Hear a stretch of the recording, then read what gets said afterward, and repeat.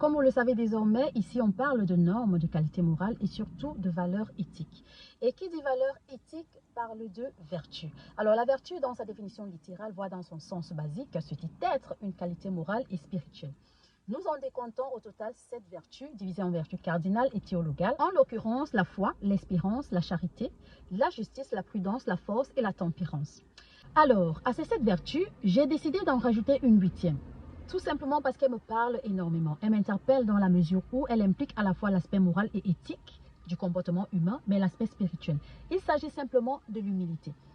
L'humilité, je dirais que c'est une sorte de prédisposition, voire de disposition humaine d'un citoyen lambda qui va se considérer avant tout comme un être faillible. C'est-à-dire une personne qui peut avoir des qualités, des défauts, qui peut avoir des forces, des faiblesses, qui peut surtout avoir des limites et commettre des fautes. Et avoir la décence de reconnaître ses fautes, se remettre en question, c'est ce qu'on appelle en philosophie la remise en question. Okay? C'est-à-dire tu vas faire ce qu'on appelle l'introspection sur ton attitude, ton comportement, sur la façon dont tu te donnes au monde et à la société. Et tu vas te rendre compte, en fait, il y a justement des aspects erronés qui n'arrange pas, je vais dire, la majorité. Il n'y a pas une sorte d'objectivité dans la personne que tu es et que tu donnes en fait à la société. Tu vas faire une remise en question de tout ça. Tu vas te poser les bonnes questions, ok? Et puis tu vas justement t'humilier, ok?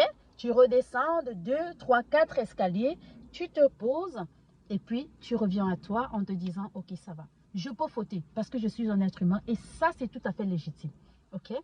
Alors, cette qualité, c'est vraiment celle que je vais mettre en avant dans cette vidéo.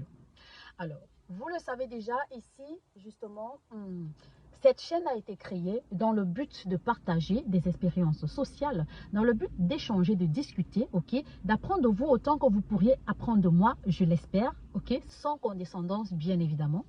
Et ici, aujourd'hui, nous allons aborder une polémique qui secoue le milieu africain de façon générale, ok, et qui part en fait d'un blogueur camerounais, ok, qui a eu à faire une sortie il y a de cela une semaine, tout au plus, hein.